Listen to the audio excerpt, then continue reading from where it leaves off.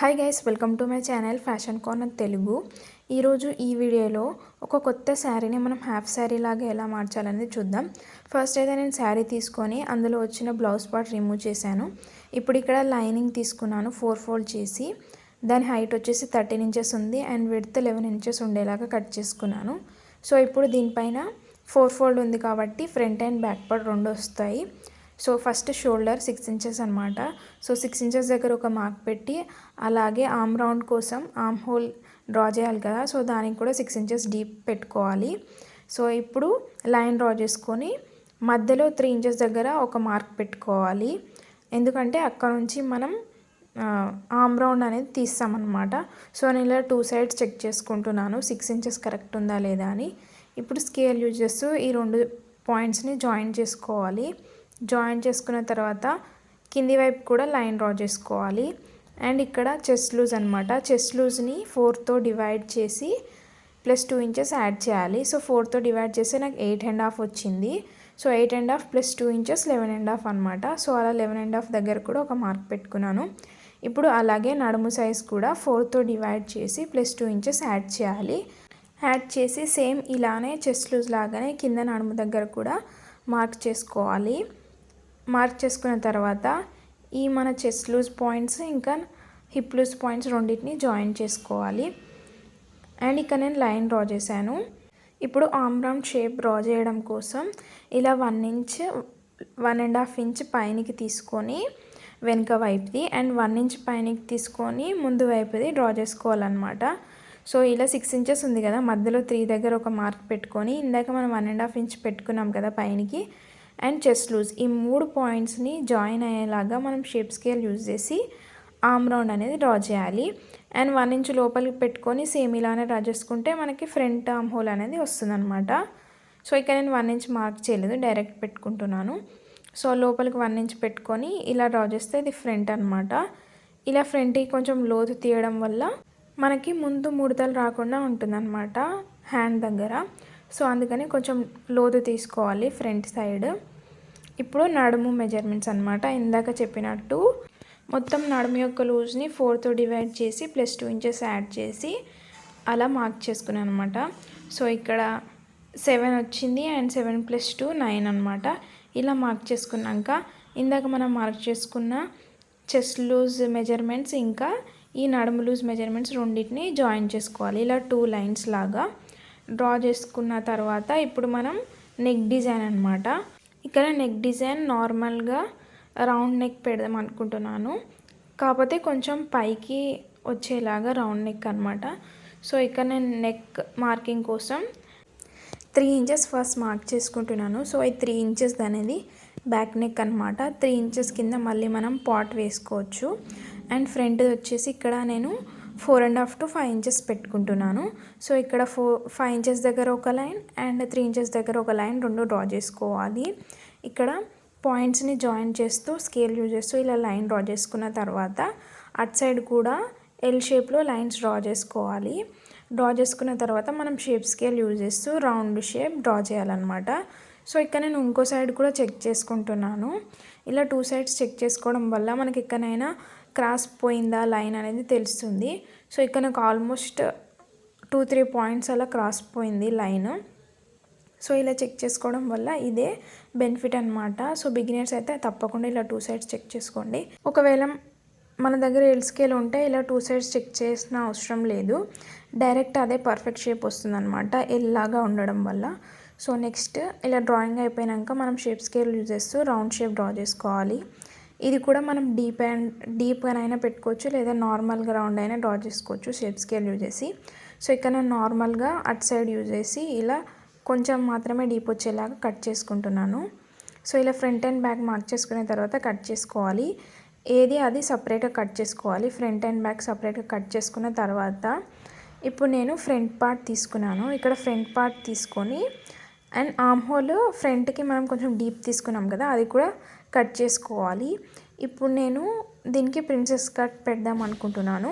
So అందుకనే పైన నుంచి 9 ఇంచెస్ దగ్గర ఒక మార్క్, అది చెస్ట్ పాయింట్ అనమాట. సో అక్కడ ఒక మార్క్ పెట్టుకొని అండ్ అది 3 ఇంచెస్ ఉండాలన్నమాట ఫ్రంట్ సైడ్ నుంచి. మధ్యలో నుంచి అక్కడికి 3 ఇంచెస్ ఉండేలాగా 2 పాయింట్స్ దగ్గర మార్క్ చేసుకున్న తర్వాత మనం కిందికి స్ట్రెయిట్ లైన్ డ్రా చేయాలి. సో ఇలా ఇక్కడ నుంచి 3 ఇంచెస్ అండ్ పైన షోల్డర్ నుంచి కిందికి 9 ఇంచెస్ ఉండేలాగా ఆ 2 పాయింట్స్ ఎక్కడైతే కలుస్తున్నాయో అక్కడ మనం మార్క్ చేసుకోవాలి. ఇలా ప్లస్ సింబల్ లాగా మార్క్ చేసుకున్న తర్వాత మనం కిందికి ఒక లైన్ డ్రా చేసుకోవాలి. స్ట్రెయిట్ లైన్ కిందికి డ్రా చేసుకోవాలి స్కేల్ యూజ్ చేస్తూ. కింద కూడా 3 ఇంచెస్ దగ్గర ఒక మార్క్ పెట్టుకొని ఈ పాయింట్ ఆ పాయింట్ జాయిన్ అయ్యేలాగా లైన్ డ్రా చేసుకోవాలి. తర్వాత 1/2 ఇంచ్ లేదా 1 ఇంచ్ అటువైపు మార్క్ చేసుకొని క్రాస్ లైన్ డ్రా చేసుకోవాలి. సో ఇక్కడ వీడియోలో చూస్తే మీకు క్లియర్గా అర్థమవుతుంది. అండ్ ఇక్కడ నేను ఆర్మ్ హోల్ దగ్గర మధ్యలో ఒక పాయింట్ పెట్టుకున్నాను. ఆ పాయింట్ని మనం ఇందాక 9 and 3 పాయింట్ పెట్టుకున్నాం కదా, ఈ 2 పాయింట్స్ని మనం జాయిన్ చేసుకోవాలన్నమాట. సో ఇక్కడ నేను చూపిస్తాను. 1/2 ఇంచ్ ఇలా లోపలికి పెట్టుకోవాలి. పెట్టుకున్న తర్వాత ఈ పాయింట్ని అటువైపు 1/2 ఇంచ్ అండ్ ఇటువైపు కూడా 1/2 ఇంచ్ పెట్టుకొని ఈ పాయింట్స్ని మనం ఇందాక పాయింట్ పెట్టుకున్నాం కదా 9 దగ్గర, ఆ పాయింట్కి ఈ పాయింట్స్ 2 జాయిన్ చేయాలి. ఇది కట్టింగ్లో పోతుందన్నమాట. 1/2 ఇంచ్ ఇటు 1/2 ఇంచ్. సో ఇలా అవ్వడం వల్ల మనకి ఇక్కడ షేప్ అనేది బాగా కనబడుతుంది. ఇక్కడ నార్మల్గా ఇలా కర్వ్ షేప్లో డ్రా చేయాలి. బట్ నేను ఇక్కడ స్కేల్తో స్ట్రెయిట్ లైన్ కొట్టి దానిపైనుంచి ఇలా హ్యాండ్ తోటి కర్వ్ షేప్లో డ్రా చేసుకుంటాను. So 1/2 inch 1/2 inch. ఇప్పుడు పైన కూడా 1/2 ఇంచ్ లోపలికి పెట్టుకోవాలన్నమాట. లోపలికి పెట్టుకొని ఆ పాయింట్ని ఈ 1/2 ఇంచ్ పెట్టుకున్న పాయింట్ని రెండింటిని జాయిన్ చేయాలి. సో ఇలా హ్యాండ్ యూజ్ చేస్తూ స్మాల్గా కర్వ్ లాగా డ్రా చేయాలి. చిన్న కర్వ్ లాగా డ్రా చేస్తూ ఈ 1/2 ఇంచ్ని ఇలా మార్క్ చేసుకోవాలి. ఈ 1/2 ఇంచ్లు ఏదైతే ఉన్నాయో అవి కట్టింగ్లో పోతాయి అన్నమాట. అలా పోవడం వల్ల మనకి ప్రిన్సెస్ కట్ షేప్ వస్తుంది.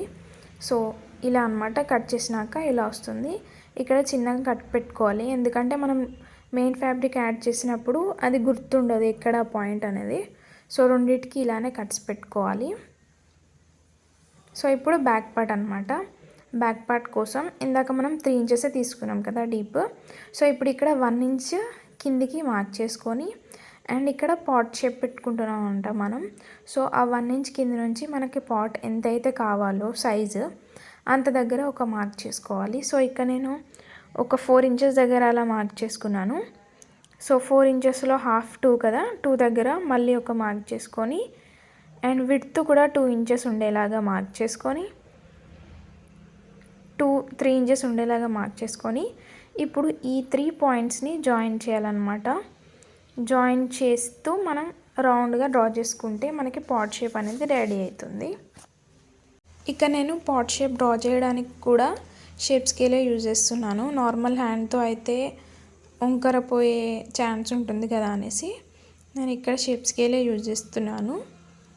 సో పైన వైపు ఏమో ఇలా షార్ప్ ఎడ్జ్ వచ్చేలాగా మార్క్ చేసుకోవాలి అండ్ కింది వైపు ఏమో సర్కిల్ వచ్చేలాగా మార్క్ చేసుకోవాలి. తర్వాత మళ్ళీ మనం హ్యాండ్ యూజ్ చేస్తూ ఆ ఎడ్జ్ దగ్గర ప్రాపర్గా మార్క్ చేసుకుంటే మనకి పాట్ షేప్ అనేది రెడీ అవుతుంది. సో ఇక్కడ ఇలా చిన్నగా కర్వ్ లాగా తీస్తే మనకి పాట్ షేప్ రెడీ అవుతుంది. తర్వాత కట్ చేసుకుంటే ఇలా వస్తుంది అన్నమాట. సో నేను బ్యాక్ సైడ్ ఉక్సులు పెడదాం అనుకుంటున్నాను, అందుకే 2 సపరేట్ చేసుకున్నాను. ఇప్పుడు హ్యాండ్స్ కటింగ్ అనమాట. హ్యాండ్స్ లెంత్ వచ్చేసి 11 ఇంచెస్ అండ్ విడ్త్ వచ్చి మన ఆర్మ్ హోల్ ఎంత అయితే ఉందో అంతే పెట్టుకోవాలి. సో ఇక్కడ నేను 11 ఇంచెస్ పెట్టుకున్నాను కదా, కింద 3 ఇంచెస్ దగ్గర ఒక మార్క్ పెట్టుకొని అండ్ ఆర్మ్ హోల్ యొక్క విడ్త్ వచ్చేసి 5 ఇంచెస్ అలా ఉంది. సో 6 ఇంచెస్ అలా ఉంది. సో 6 + 2 8 కదా.